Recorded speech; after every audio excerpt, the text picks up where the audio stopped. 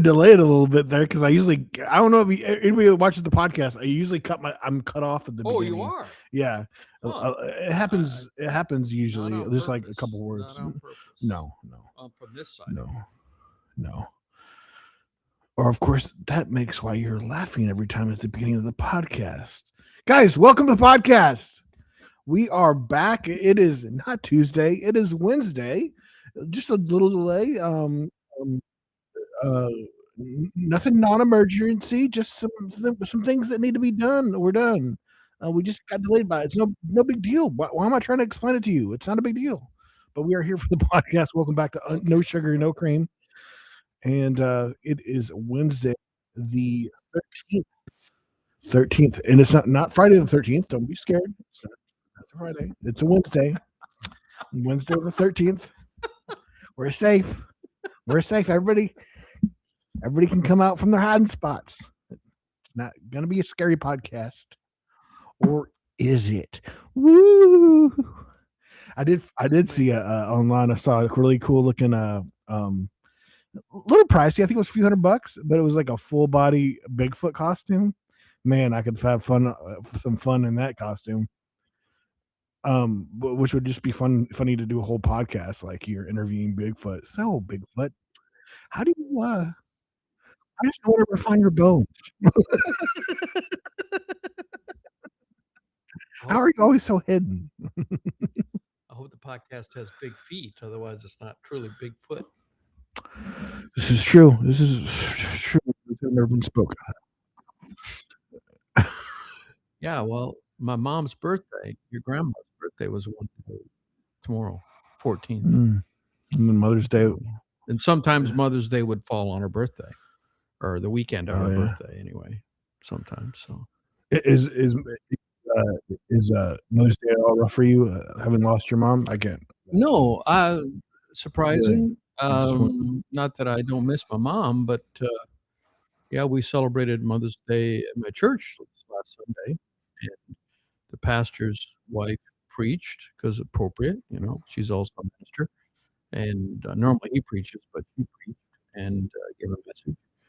And no, I didn't feel any despair, maybe because I'm a callous human being. I don't know. My mom passed a number of years ago, 2010. So it's been 16 years. So. Wow! Oh my gosh, man!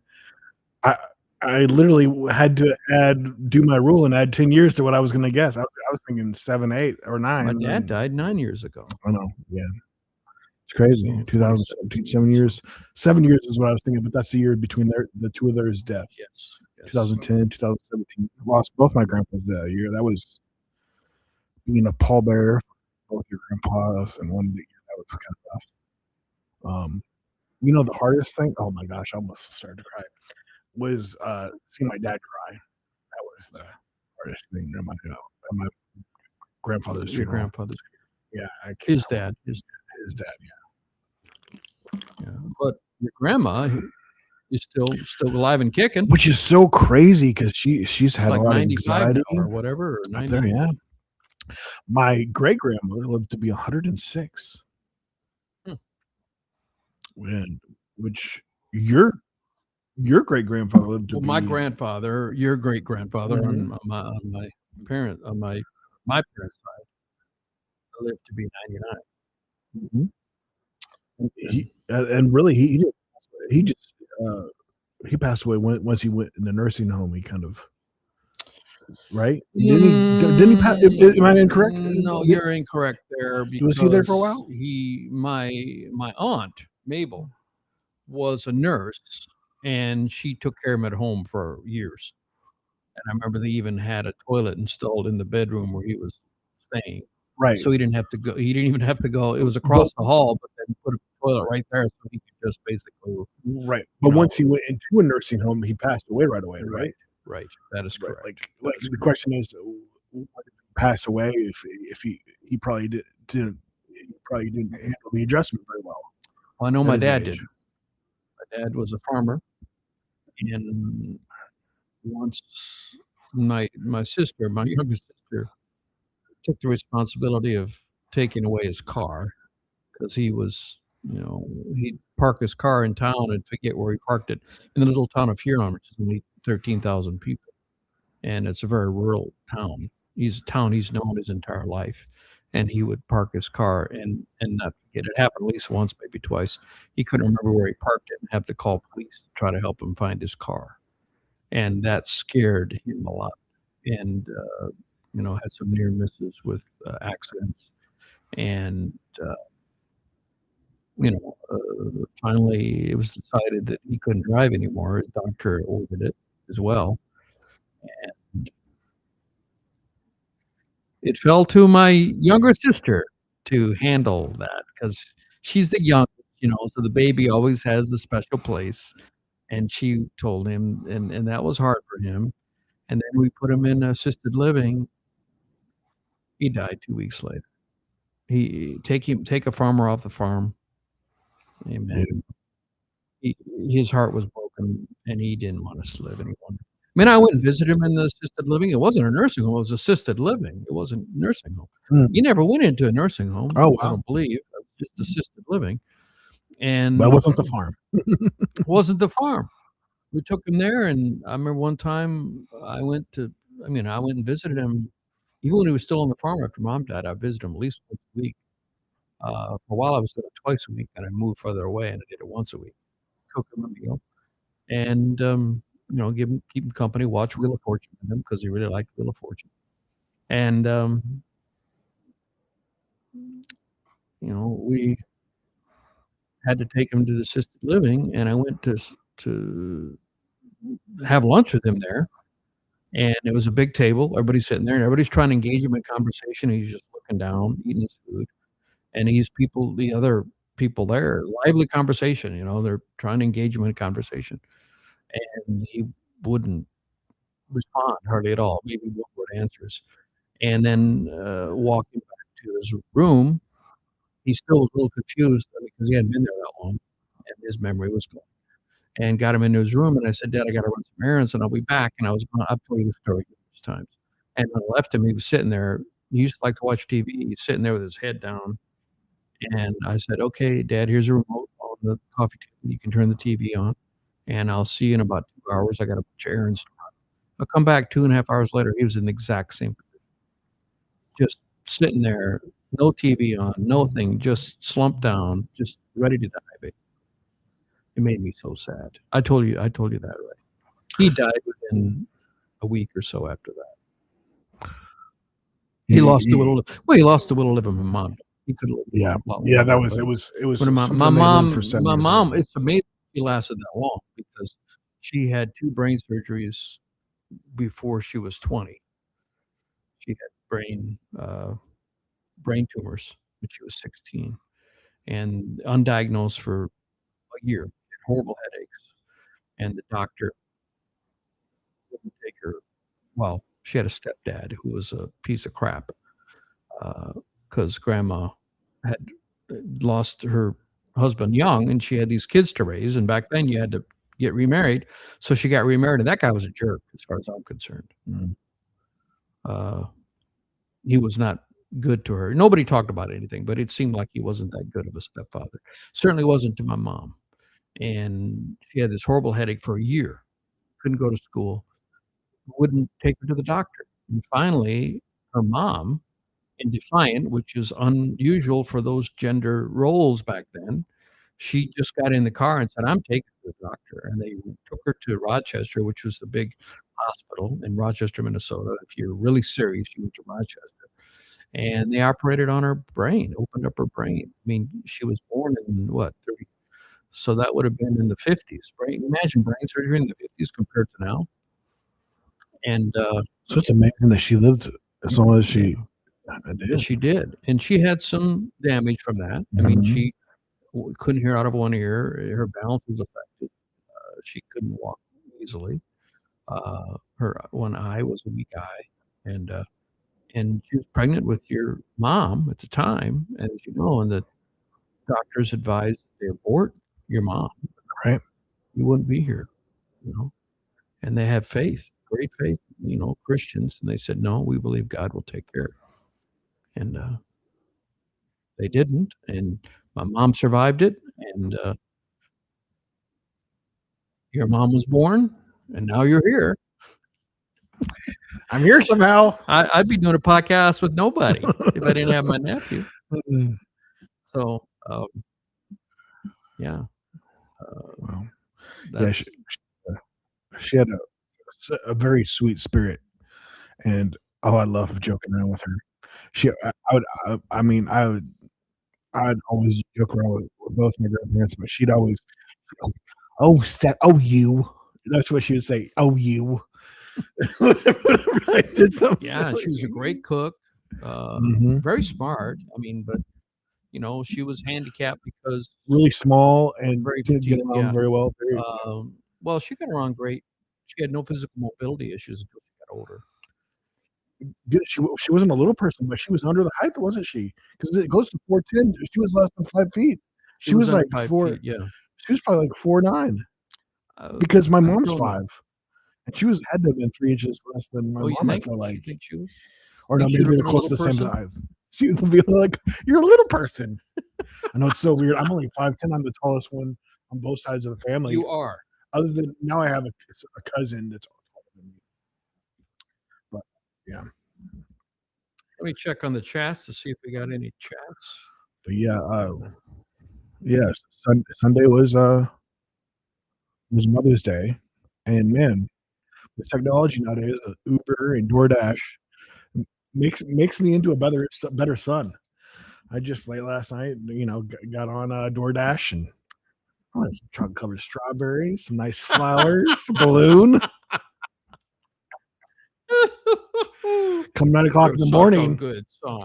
I was temporarily the number one son. Temporarily. Till Dana woke up. Yeah, you can't hold that for long. Oh, she loved it. She sent a picture with me holding it. She was like, Yeah, she was wondering, like, should I answer the door? Who's knocking on the door at 9 o'clock in the morning? And it was great. It was, it just makes it easy. Good job. Yeah, we do joke that Seth's brother Daniel is the number one son. Yeah. So we do joke about that. Yeah. I get the pity gift card. Love you, Dad. You're the best. No, Dale lives in town there with them and kind of cooks for him all the time. Yep, looks after him, so that's nice. I mean, love you guys. My mom watches the podcast every once in a while, so I don't know if she don't. Mom, don't watch this. I'm talking about you. Don't watch this one. Nothing but love, though. Yeah. But do you have a good memory or funny memory of your mom off the top of your head? Well, I mean, looking back, she was a phenomenal cook. Mm-hmm. What was their favorite thing for her to cook for you to eat? Well, we were cattle ranchers, and my dad would fatten them out. So we had a lot of beef. Roast, probably. I would love her roast. She made a great roast. I do love roast, yeah. And but you basically got kind of tired of him. I mean, you just had it so much growing roast, up, right? I never got tired of roast. Roast, yeah. I don't think I ever got tired of. But to this day, we had beef. It's unique to roast, right? Though, too, because like steak. I mean, steak is no big deal to me because we grew up with it because we had cattle. I mean, we raised it, and so. It's just like me in Subway. Like Subway so much now. Growing up, I can't even. No, the saying is, we have caviar every day. It's nothing special, right? Yeah, I'm kind of glad that didn't happen to me because I really enjoy my steak's one of my favorite things. But I mean, I guess, of course, though, too, you would think, but that's not always true for everything. Of course, pizza. I mean, we didn't have pizza. I mean, goodness, you probably had more steak growing up than I had pizza. I mean, we had pizza probably once a week. We did Casey's, which is so funny. Casey's Pizza. We lived in a little town of 1,500 people. There's no chain, and then Casey's pops up. It's a general store. Yeah, you turned me on to how great Casey's was for pizza, and always a very clean spot. Now they've added sandwiches and cheese bread and all kinds of different pizza, but one of the best pizza. We collect these little box strips. And you collect 10 of them and you get a free pizza. And then I hadn't ate there in years and years, and then they started. I was noticing that I was seeing them when I travel a little north from Northwest Arkansas. They were starting to pop up, and sure enough, they were popping up further and further south. And now they've made it all the way down to about to Hot Springs, that far down south. They've just been slowly opening them up, and which has made Casey's one of the best stocks to own because it's 100x its value in the last 3 years. But they've just slowly, and the crazy thing was that pizza pretty much tastes the same from when I was a Seth, kid. stock tip from Seth. Casey's Corner, 100x. corner. We will be Yeah. having this regularly. Stock tips from Seth. Yeah, Casey's Pizza, or which is not Casey's Pizza, but you can get pizza at Casey's. But it's a gas station. It's one of the nicest gas stations. Always really clean. Based out of Iowa. Oh yeah, yeah. I should know that. Yeah, You should know that. but yeah, it was so exciting. They opened half mile down the road. They opened one, and it was like Christmas morning when they opened Casey's just down the street from my place there. Here, I think In they're closed Arkansas. in Arkansas, and now here I haven't had any at all. But I think I'd have to drive like 45 minutes, and I would do it. I would drive 45 minutes for it. It is really good pizza. But What do you think their secret is? I mean, all the dough, the sauce, it's all good. Yeah, I don't know. I don't know. It's just good ingredients all around. Just like I feel like Papa John's used to be better back in the day, and which even the owner says that they pushed him out because they basically used some things he said, some racist. He said something, I guess, There could be racist, perceived and they pushed racist. him. Yeah, and they pushed him out, and the quality of pizza has just gone down. And he always comments on it, and I think he probably still owns a good portion of it. I mean, it made him a billionaire. But I remember Papa John's. Which a funny thing though, Papa John's pizza, you'd pick it up and then everything would slide off. But partially that was because there was sauce on it, which I love. I'm a big sauce person. And the dough was so doughy, the cheese. Papa John's when it came So out. you're saying the sauce was saucy and the dough was doughy. There you go. Makes sense. Sadly, this doesn't happen a lot of times.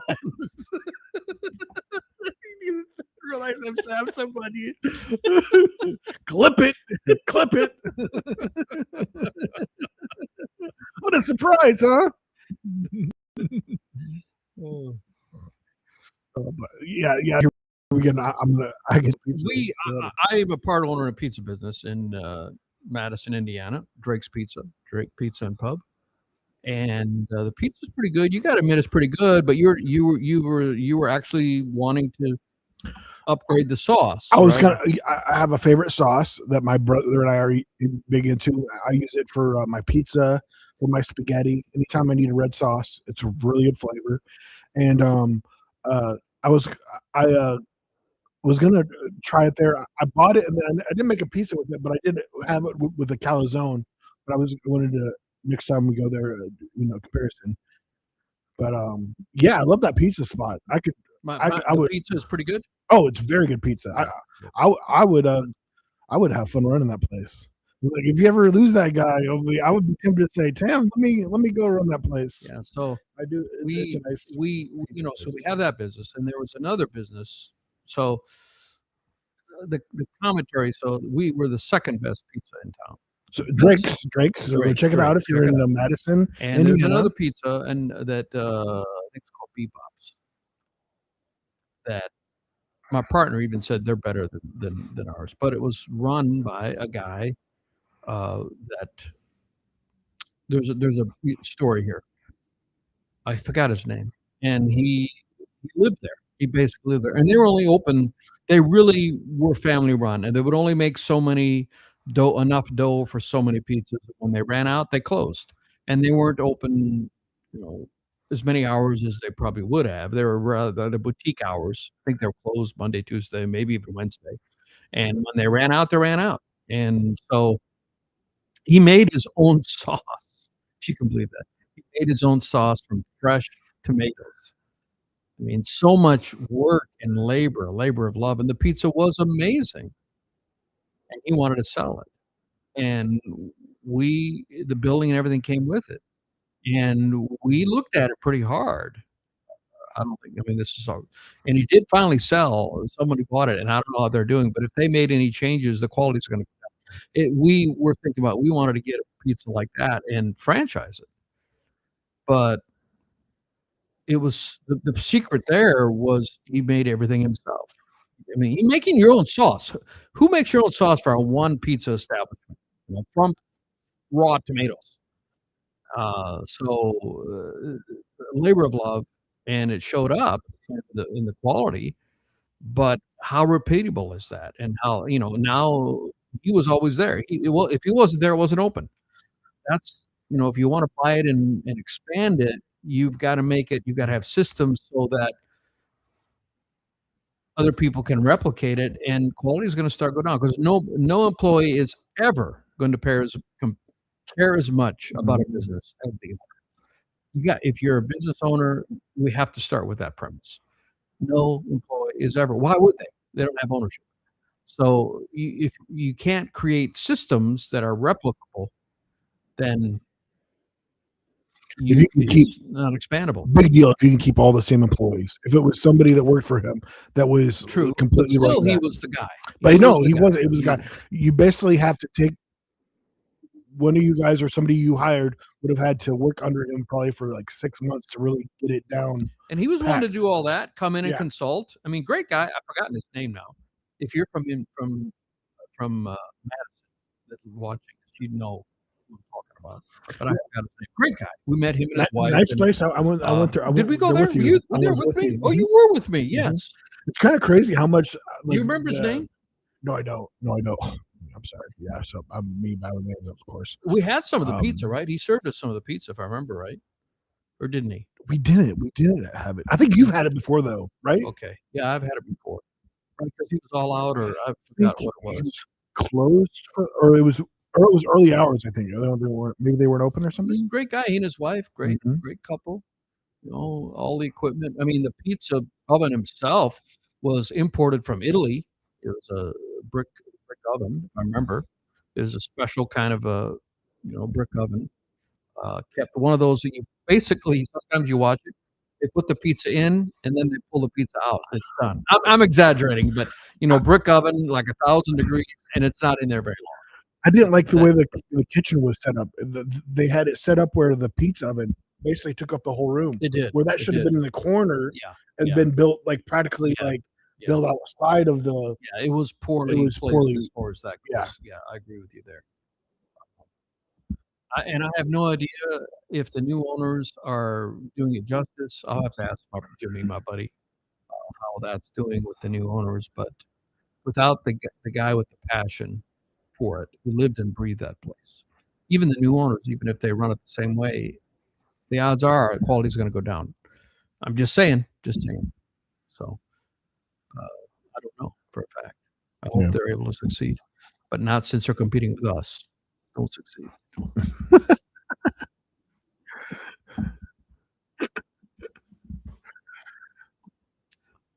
Well, yesterday I went to the Grammy 75th anniversary. I think it was said 75th. It was an anniversary block party for the Nashville chapter of the Recording Academy, Grammys, and that was a pretty cool event. And had some tacos, amazing tacos. It was at a place that had tacos, and that was that was included in the event. It was free for Grammy voting members, so that was pretty impressive. I thought about. Are you implying that you're a voting member? I am a voting member, Grammy voting member. I've been trying to get them to sign that for a year now. So that was fun. Some big bands played. I have to look it up. There was a guy who played I'll look it up. I followed him on Instagram. He's got over 1 million followers. He's from Texas, and he does country music in Spanish. Isn't that something? Nah, that is pretty cool. I mean, the first thing I think of, I mean, I like unique stuff like that. Like I like Modest Yahoo. He's a acidic Jew that sings reggae rap.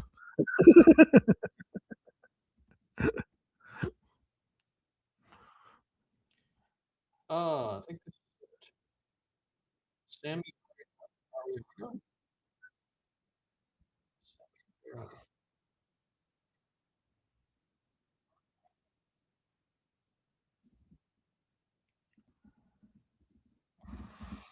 So pretty good time.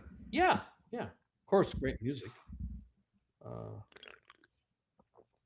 Hey, you had me at tacos.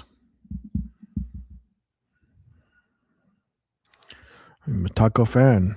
Taco, taco, taco, taco, taco, taco. And then he did a George Strait tune, in Spanish. He said, "I'm going to do a traditional George or older song, but translated in Spanish." That was pretty cool. Nice. So Jody Messina was going to play there, but I left before she played. It was a great smash. I met. I may have told you this. I met Marquette. Forgot his last name. He sat at the same table when we were eating tacos.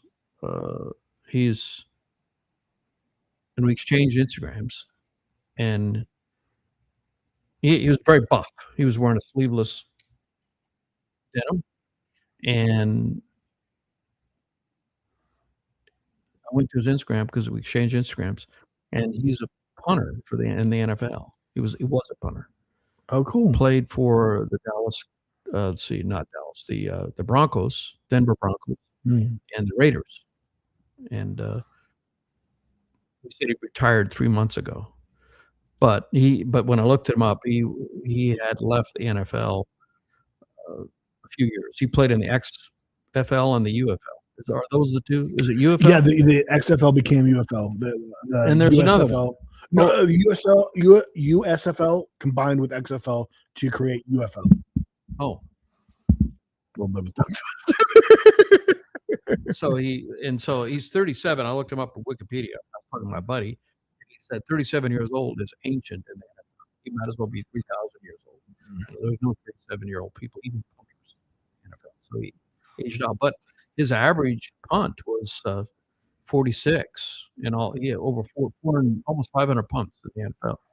And the average is 46.2, which, according to Jimmy, that's very good.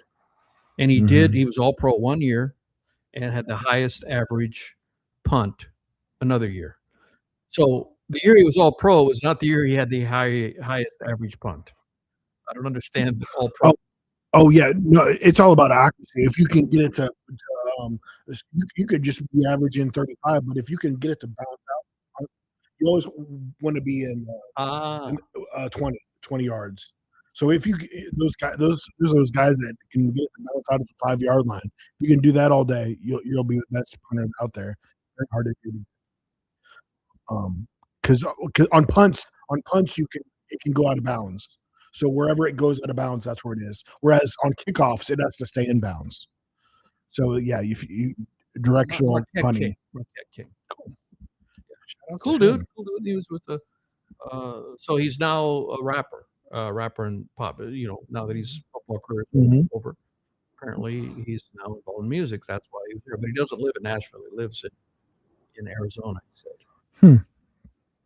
So that was interesting. He came down just for the young woman he was with. She's won a Dove Award and also was Untitled. I forgot her name. I have to look it up. They're writing together now, I guess. And so he was with her. And, so you meet some cool people, great music, cool. Great tacos. The tacos were amazing, as you could imagine. And the music, of course, was amazing because, Grammys. You're not going to have bad music at the Grammys, not going to happen. So, yeah. Sweet. So that was, unexpected.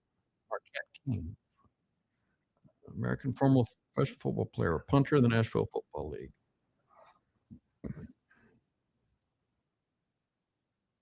He had a 72-yard punt.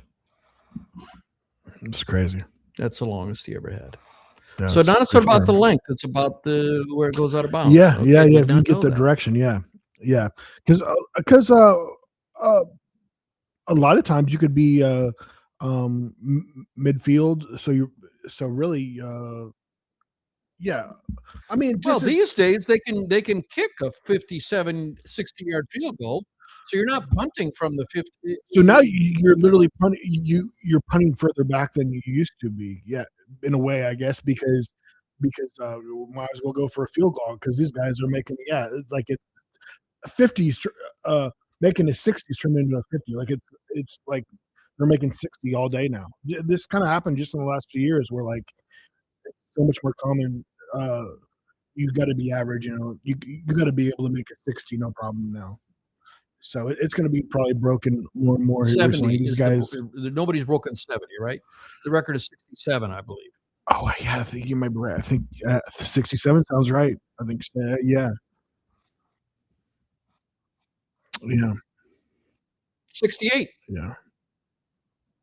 The But yeah, longest field goal. but distance as far as punting distance is a big part of it. Yeah, for Cam sure. Little for the Jaguars, November 25. 67. He also holds the 67. So 68 and the two longest field goals are owned by the same guy, Cam Little. I think somebody did do a 70, but it was in the preseason, and I think it didn't count. So that's why I think that might have happened this year, last year. Somebody did do a 70, but it was in the preseason, and it doesn't count as a record because it was preseason. But so it's just around that 70 should. I'm surprised it didn't happen this year. 2 yards away. 68. Be there Cam soon. Little's going to be doing it. He's got the top two records. It's just the part that's so dangerous. You miss it. You give the other team instant. You could be there basically at midfield. You give them Right, excellent that's the field. drawback. Yeah, because Yeah. 17, right? So a 68 yard means you're on the 50-yard line, Say that again. 51-yard line. Yeah, 50-yard line. you just had There's no 51. 7. Sorry, 49-yard line. Yeah, wherever you are, you had 17 yards to it. The 10's the end zone, So and 68. 7. So 68, which is the record. Subtract 17. That's the 49-yard line. That's your team. So they're in your territory. Right. Exactly. 49-yard line. Yeah. So they're in a good position if you miss. So yeah, that is the big hiccup. So if you have a more trustworthy guy that consistently makes those deep ones, it's it I gets hadn't thought it of that. gets Yes. So it's hard more once a you're- end of the game kind of thing, probably. But then a lot of times, you miss them throughout. People will look back and say, "Well, if you would have made this field goal, you wouldn't be down at the end of the game." So the consistency is really important. And oh my gosh, because I mean, there was a pro. It's been years now, but hadn't missed a field goal all year, and then he misses the game winner in the playoffs. Yeah, I was watching that with you. Yeah. Oh, really? I think I remember I'm looking for the Cowboys. Man, have some great picks. I'm looking forward to the season. I haven't been able to get into the UFL. You get all these. I just don't know any of the players or anything, and hasn't no interesting announcers that I feel like listening to. So that's it's been a little bit of a bummer as far that. as I the just UFL. Googled what field goal distance is considered always kick, field goal versus punt. What would you say? What is the automatic range? What's your guess? Probably 40 yard Field goal. 40 field yard goal. field Yeah. goal. AI says 45 or less. Okay. Yeah. Nice. So that'd be you'd be on the 28-yard line. I mean, that's not bad field position.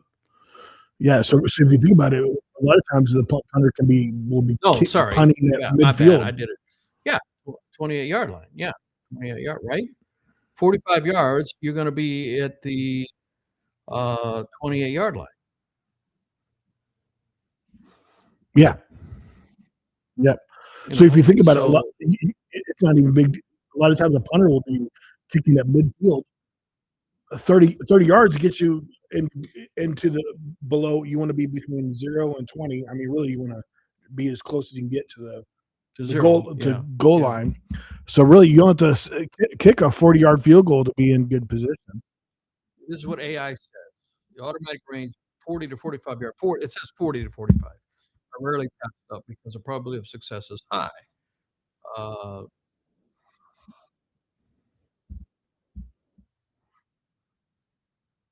If you're at the 35 to 40-yard line now, so that would be a over 50-yard field goal. They usually consider going for it on fourth down than kicking, because if they don't make it, the team gets it on the 35. They don't want to give them on the 35 to 40-yard line. Mm-hmm. And also it depends on the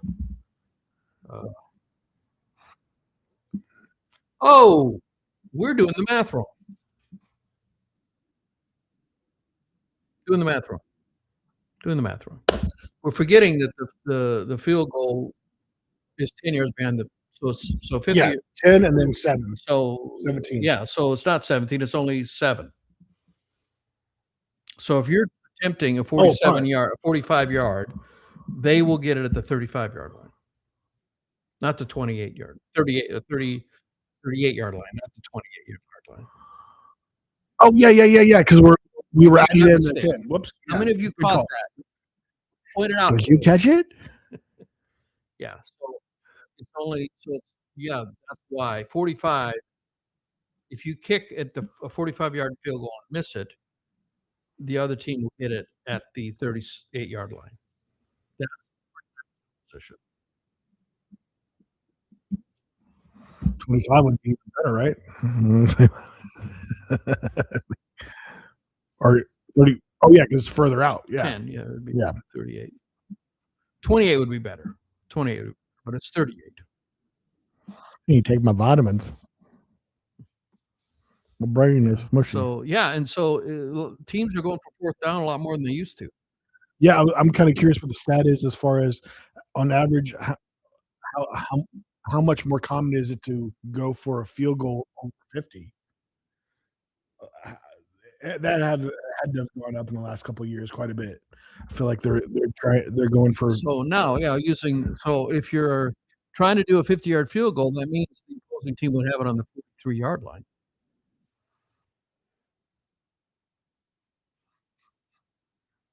Or well, yes, say it's at.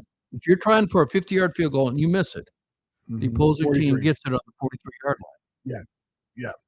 Which, I mean, a huge difference. It's still it's their 43-yard line, so they're not in your territory. Still, they're close to midfield. But still close to midfield. Big difference. Yeah. Like that's huge. I mean, one really good pass of like 20, 25 yards, and they're in field goal range. Right.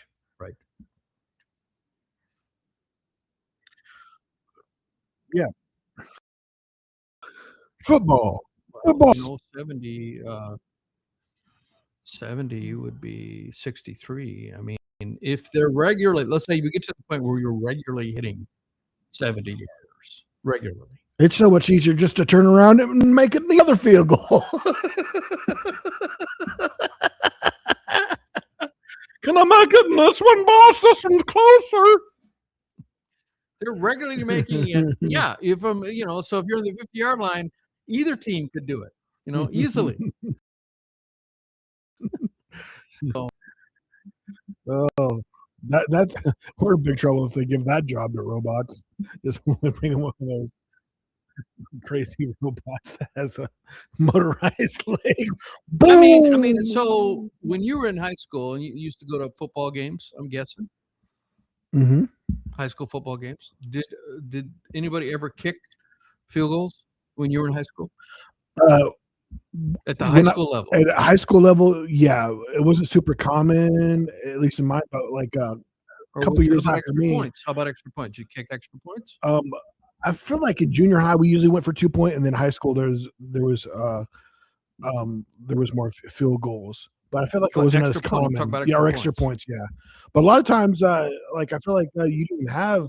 There, I felt there might not even uh gone might have gone for 2-point conversions a lot of times, even in high school, just because you didn't have a very good a lot of good kickers or a good field goal Well, that's the kicker. point. When I was in high school, and I'm obviously older than you, I mean, it was very nobody kicked field goals, nobody kicked extra points. Mhm. Everybody went for the 2 because there wasn't anybody at that level in South Dakota who was kicking extra points or field goals. Now, my second cousin, Matthew, started practicing it, but I don't remember him ever doing it in a game. But he could hit him he was practicing it in practice because I was on the football team. He was on the football team. I remember him practicing it, but I don't remember the coach ever having him kick it in a game. He may have, but I don't remember that. And other teams didn't do it either. It wasn't just our team. It was very uncommon. So now I wonder at the high school level, how common is it to have a kicker who can kick extra points at least? Super common now. I remember even a couple of years after me. I remember I think people in my brother's grades. Daniel was 3 years behind me. There was like somebody that could kick, I think 50 yards in high school. Yeah, start them young. yeah. I was like, I wouldn't mind. I mean, if you would have thought about like, hey, one of the best jobs to have and be pro and still make good money, being a kicker is it. And yeah, but the pressure on you, the pressure. Yeah, the pressure. That's why you be a punter. A punter's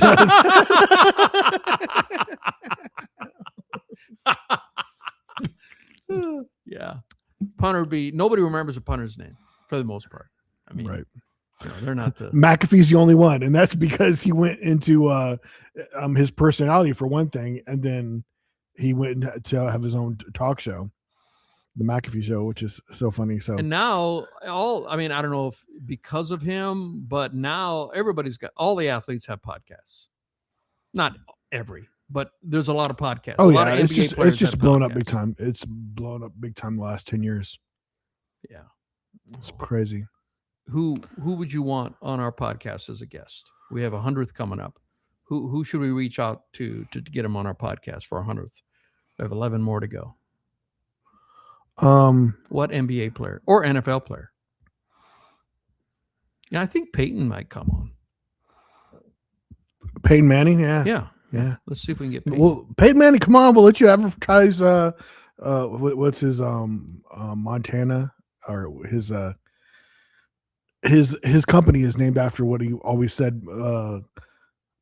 Omaha. Omaha. Yes, I said Montana. Omaha. He's Omaha. That's smart branding. I didn't know that he had a company. Yeah, what is the Omaha product? It's his production company. Oh. And if we can't get Peyton Manning, we'll get Peyton Pritchard.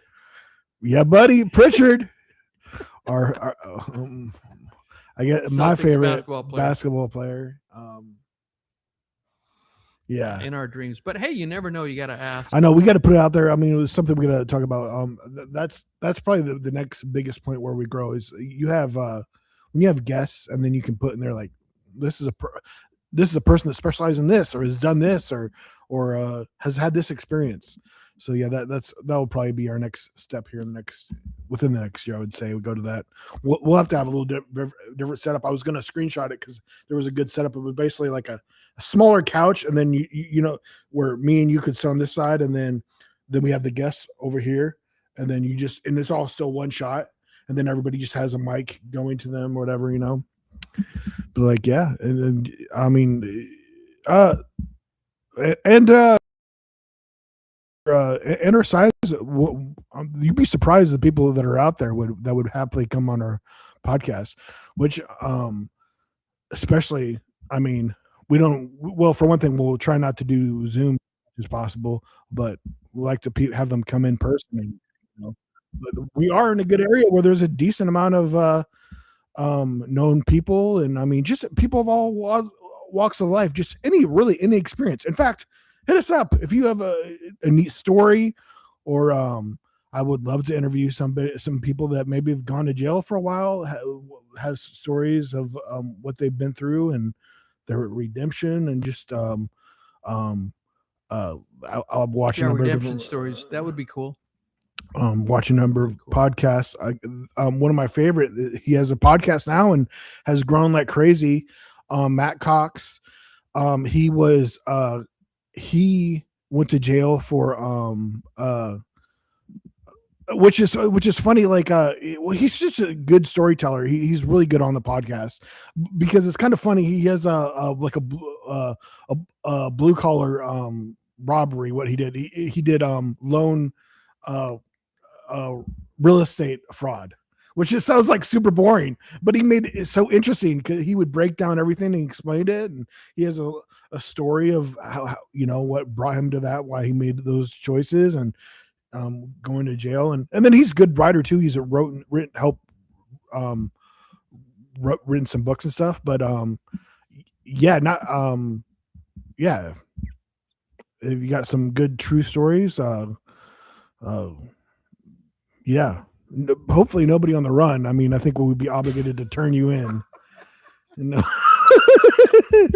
Hopefully thank you for joining the podcast. As you leave, the police will be here to escort you to jail.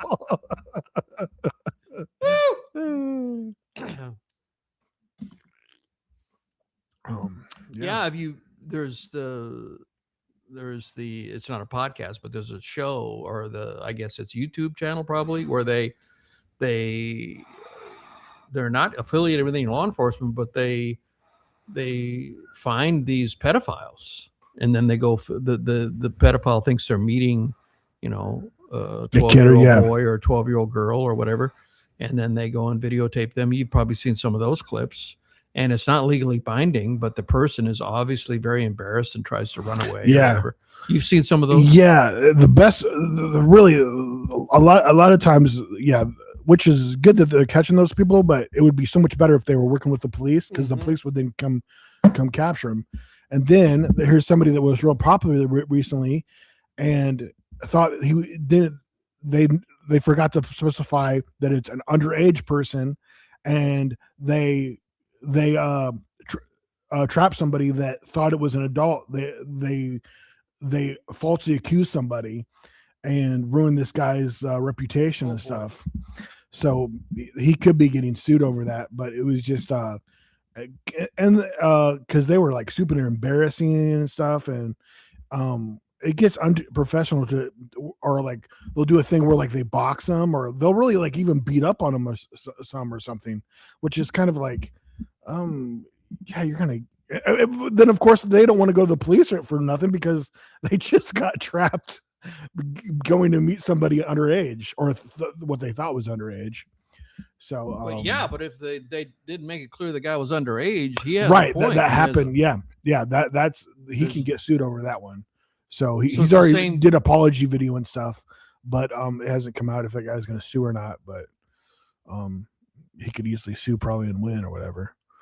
But everybody's trying to push the limit. If you're focusing on getting more, not everyone, but it's easy to think about. For clicks, and to go too far.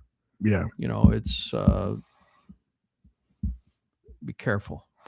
Yeah, I mean, and the person I'm talking about is Vitaly. He used to be good friends with Roman Atwood. They did pranks back in the day, and he got himself, and he's the one that they falsely accused.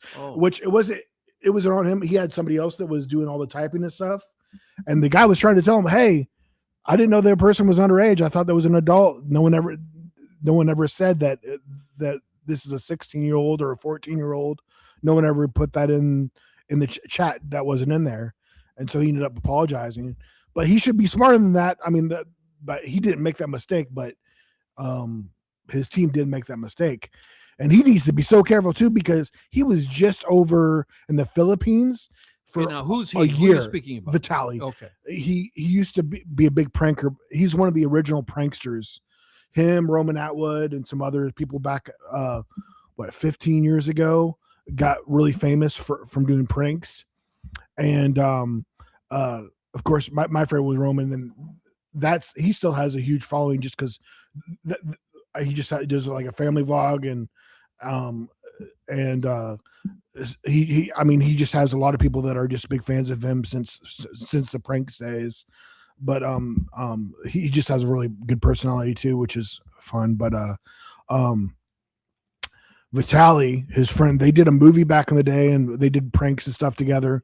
But yeah, he ended up he started going over crossing that limit and was literally he was in uh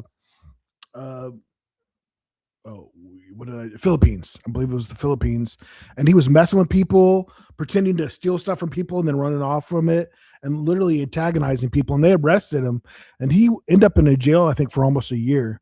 He could have been, Wow. he could have easily been there. I mean, it was they were going to put him away for 20 years, and he is lucky to get out when he did.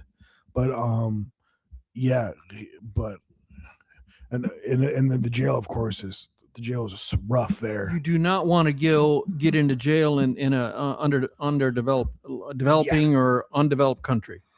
I've seen some documentaries of some of that, and it's very hard to get out. There was seems I'm trying to think of a particular guy who was in there. It may have been a. It might have been a. I think it was a drama, a fiction, but it was very impactful story that it was fiction. A movie from many years ago, a guy that got accused of something, and yeah, but yeah, those jails are. That was definitely the very true part of the story, or it could have been based on a true story too. But I mean, goodness, the rats everywhere, food was horrible. You know, just a bunch of bunk beds in one giant room, probably no AC. I mean, probably pretty easy to die from diseases. But he lost so much weight. Oh my gosh, I think he lost like 50 plus pounds. He looked skin and bone after he had been in there. Oh wow! It's called Midnight Express from 1978. This old movie, and the plot it's a fiction. Midnight Express. It's Turkey, not Thailand. The famous scene I described. The plot: a young man is caught attempting to smuggle hashish out of Turkey, and is sentenced to a brutal prison, and he's in there for a number of years until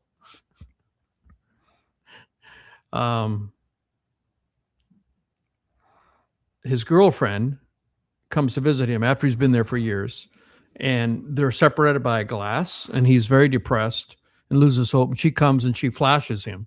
He can't. There's hope, and that gives him inspiration, and he escapes. He finds a way to escape. And there is another movie that I was thinking about. Came out in '99. Had Claire Danes and Kate Beckinsale in it as American girls imprisoned in Thailand for drug trafficking. I remember that one. I think one of them got out, but the other one was still in there. Now these are fiction. These are fictional. But I believe that there are cases that they draw on where these things can happen. You don't want to mess with. But just in general, I mean, like, however they depict the jail, I mean, there's probably jails that are even worse than that. But I know one of my favorite genre is escaping jail, Prison Break. There's that old Prison Break series, which they kept on getting captured and then breaking out another jail, it got a little bit repetitive, but favorite ever. A lot of people know. If you haven't seen it, you should go watch it tonight. What series is that? Well, I was talking about Prison Break, but my favorite prison escape movie would be Shawshank Redemption. Of course, there's none amazing like it. movie. None like it. Amazing movie. None like it. Probably based on a book, right? I think so. I should read that book, but I won't. Amazing story, amazing cast. Morgan Freeman is in it, and Tim Robbins. Oh, so good, such a good movie. I think it was made in the early '90s. I was thinking it was. I remember when I saw it, like, but the time period is probably '60s, '70s, probably '60s. I think the time period that it was the movie is based in is '60s. I think. But yeah. Yeah. Okay. Yes. This is based on a book from Stephen King. I thought so. I was going to say it, but I wanted to verify it first. Stephen King, the horror author. He doesn't always write horror. He wrote that. I thought he did. Yeah. Well, this is quite a little different than what he's usually does. Yeah, he normally, I don't read any of his books, but it's normally horror, isn't it? You're right. I think he's so. A great author. Great American author. This is a good example. I mean, of course, they always say the book's better it's than set the in movie. 1947. Oh, I was way off. 13 years off. 60s, I said. Yeah, I was 20 years off. It's 20 years off. Forgot to add my 10 years, and I was still off. But yeah, excellent movie. Morgan Freeman plays like he's somebody that's been in prison all his life. But yeah, he ends up being falsely accused of killing his wife. Same kind of, same thing that happened to OJ.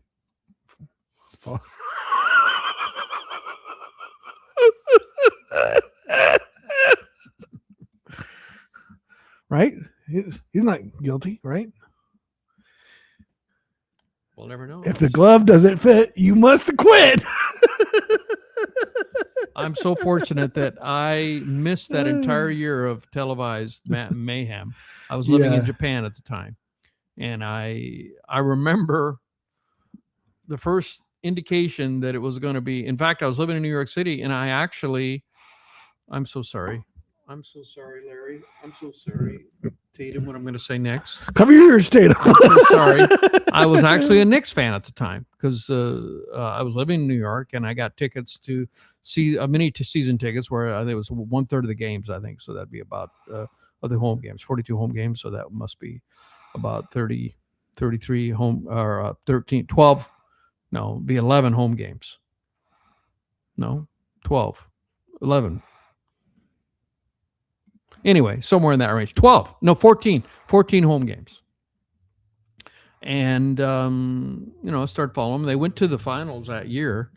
And in the playoffs in 94, I was at an Italian. I was going to Italy for a month, and I was taking Italian. And I was at this immersion weekend in a college north of New York City.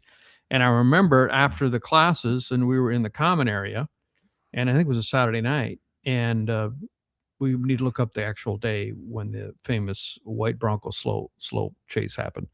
And I wanted to watch the Knicks game, and they broke into it, and they said this is live news, and they broke away from the Knicks game, and it made me so angry because I wanted to watch the Knicks, and I didn't care anything about O.J. Simpson in a white Bronco.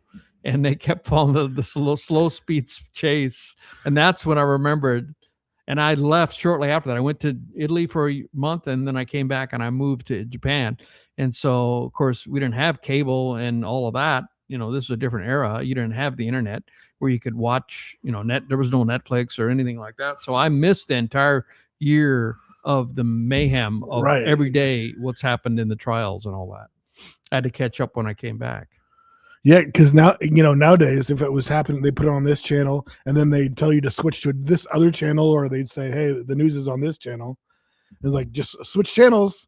They interrupted everything. Interrupted was it the finals? I wonder what was. Well, the date was June 17th, 1994. So that would have been the finals. That would have been the finals because June 17th. I didn't realize how long the chase was for. It was for 2 hours. I guess it was a slow chase, though, wasn't it? Beginning at 5:56 p.m. That's PDT. So is that the West Coast time, I think, and then ending at 7:57. So exactly 2 hours and 1 minute. Okay, there we go. The O.J. Simpson white Bronco chase occurred on June 17th, 1994, during Game 5 of the NBA Finals between the Houston Rockets and the New York Knicks. NBC famously interrupted its broadcast of the game to show the slow speed chase, splitting the screen to show both the chase and the action at Madison Square Garden. They did split the screen, but it was really hard to watch because it was split screen. And the commentary, if I remember correctly, was on the Bronco, not on the game. And I didn't care about the Bronco. Oh, this is crazy. But not only this, the NBA final, it also interrupted the World Cup and Arnold Palmer's final U.S. Open round. No wonder, they give the statistic that 94 million Americans are watching. Yeah, because they're all trying to watch either the NBA, the World Cup, or Arnold Palmer's final U.S. Open.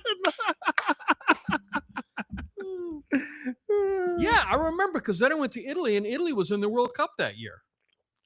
And I remember they won some games. They didn't win the World Cup. Where did 95 World Cup? Everybody was forced to watch it. Or 94 World Cup. 94 World. I remember. They reached the finals. Yeah. So it was in the United States, but we were in Italy. And I remember Italy won a number of games because I made it to the finals. And I remember the celebrations in the town squares of whatever town we were in. And they were driving, making a racket, driving around and with all the banners of the colors of Italy. And they lost in the finals against Brazil. 94, I think, was the year that Jordan went and played baseball. Oh, no. Yeah. Jordan was not in the NBA. That's why it was the Rockets and the Knicks in the finals. Their mid-90s break. And I remember, now it's no big deal, but one of the big things, my buddy Michael, it just shows, okay, that's 30 years ago, right? 32 years ago. We agreed, my buddy Michael and I, he was flying out from, I think he was living, where was he living at the time? Boston, I think he was living in Boston. And I was living in New York, and we flew out different flights, and we agreed to meet at a hotel in Rome, and we had the address, no GPS, and we agreed to meet at the hotel. And I remember when we actually met at the hotel, it was a big celebration. We made it. We both made it. We're both here at the same time. It was very exciting. Now, you're texting, even when you're in another country. I'm 5 minutes late. The taxi's taking a little longer, but it was a big deal to make arrangements to meet your friend in a small hotel. We didn't stay in expensive hotels. We were staying in small hotels, and there were no GPS. It was just, that's how much the world has changed. Now, how come you would already know because you would get the text message, right? Mm-hmm. And you definitely didn't call. And we didn't even have, I don't think we even had cell phones then. No, we didn't have, cell phones were not common. We did not even have cell phones. That's right. So we couldn't have talked to each other. 94 cell phones weren't popular. They came like 10 years later, in the aughts is when we had flip phones. And yeah, I think I got my first one when I was at the mission school, which became a college. Which year was that? Which year would so I went there 2002. Yeah, so 94. Cell phones were not common. Now, I do remember living in New York. I lived in New York in the early 90s, and I do remember seeing an occasional businessman that looked like, high-end guy with a cell phone, but it was very unusual. That some people had them, and I had a car phone, it was a bag phone, when I was a salesperson in the 80s, in the late 80s. I was a salesperson for DuPont, and I had a bag phone. That was attached to the battery of the car. And how much does that cost? $5,000. Probably cost a lot of money, but the company paid for that, and they had a little antenna on the back of the car. Nice. And I could call people anytime, and so I had that, but that was tied to the car. Nobody had a portable phone that you could just carry around. Well, few. In New York City, I saw a few in Manhattan. I would see that, but it was a notable thing, and you'd say, "Wow, that person has a phone." Very rare. Would you feel like, oh wow, this is a big deal when you had that in your car like that? Yeah, crazy, I thought, right? I was a king of the world, man. Yeah, I thought I was a king of the world. Calling my friends on my phone. That was fairly. That was one of those technologies that not a lot of people ended up having. Like, it was really a very something that was very advanced, but everybody didn't end up. And we with even it. had email. It was company email. You couldn't send an email to anybody that wasn't in the company, but we could send each other email. That was an amazing thing. Emails in the late 80s. This was the late 80s. We could send emails to other company people and communicate that way. And that was a huge deal. And I remember, I think it was late 90s, maybe early 90s. We got our first voicemail where somebody could leave a message. We thought that was a big phone, deal. No, this was, did I say 90s? I meant late 80s. Right. Answering machine, you mean? You're talking about answering machine? Answering machine. Yeah. Did I say cell phone? You said voicemail. Voicemail. Yeah, it's not called voicemail. That's not voicemail. So answering machine. Answering machine. Yeah. And you have those little tape things? Yes. I remember it was tapes. 1985 when I got my first answering machine. Yeah, I think my parents got one like 88, 89, something like that, somewhere around there. Yeah. And it was. And you could, Seth, call when you're out and listen to your messages. I don't know if we could even do that with at that point, or we knew that, but I just remember recording a voice message and doing it over and over. It was a big deal. And then you come home and listen to the messages. Kids don't even. Oh my gosh! Like I was gonna get a t-shirt. A t-shirt just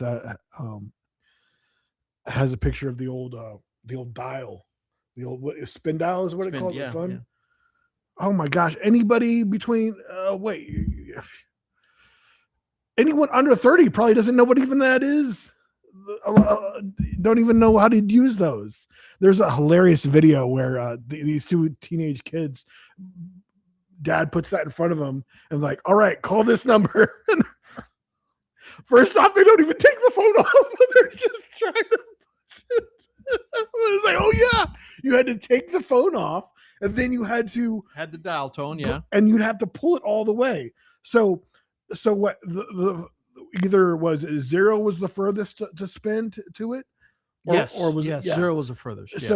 So the bigger the number, the further you didn't have to dial it. Yes. But you had to spin the whole thing, put the whole number in, and people answered the phone back then also, which is so funny. Like I have my phone.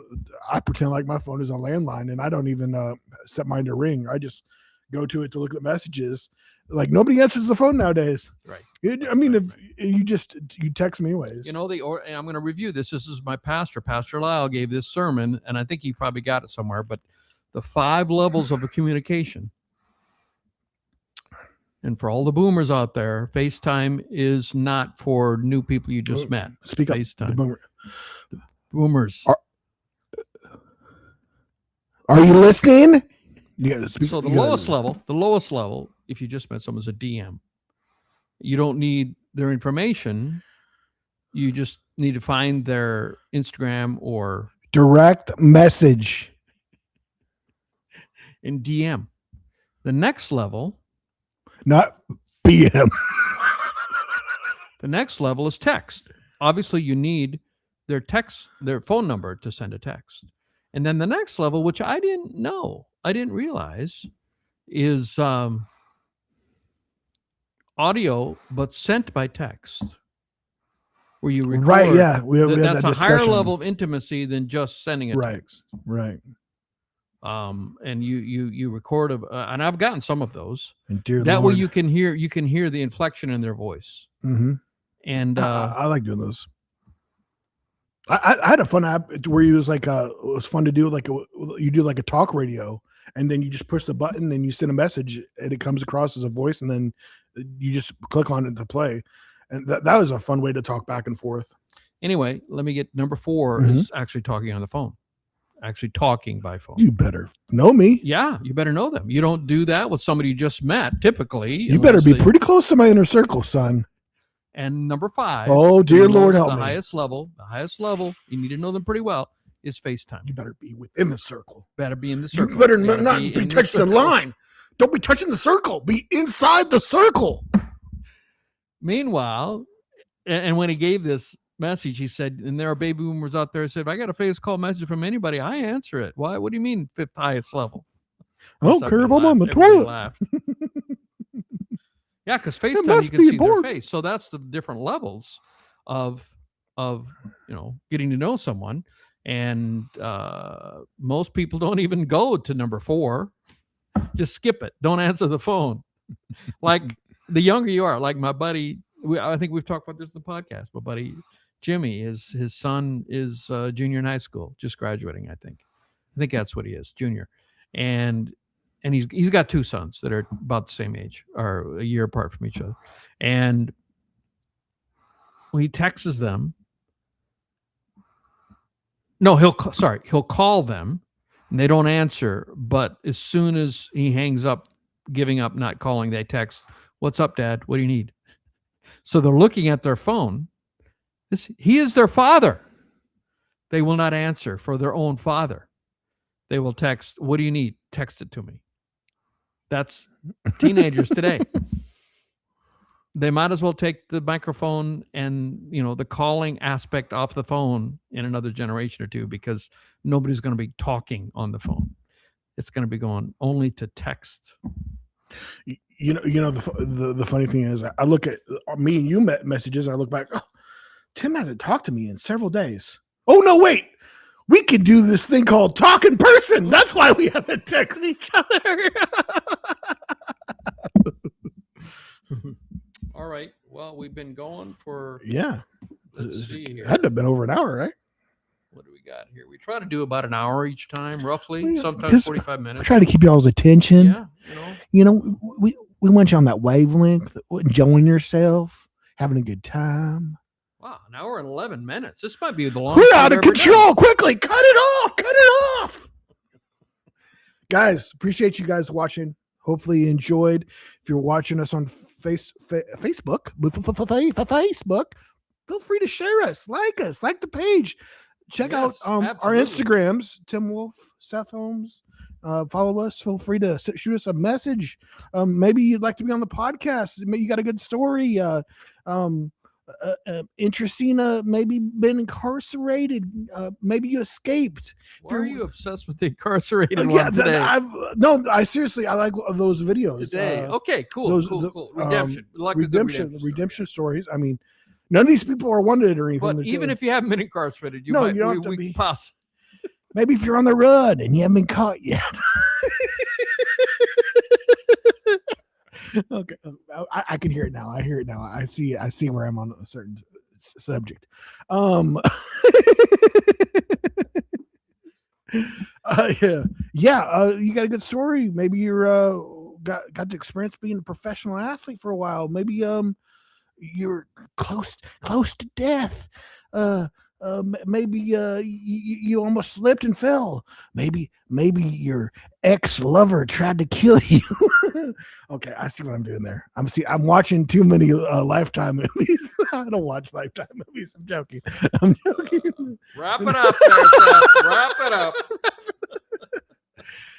Thanks for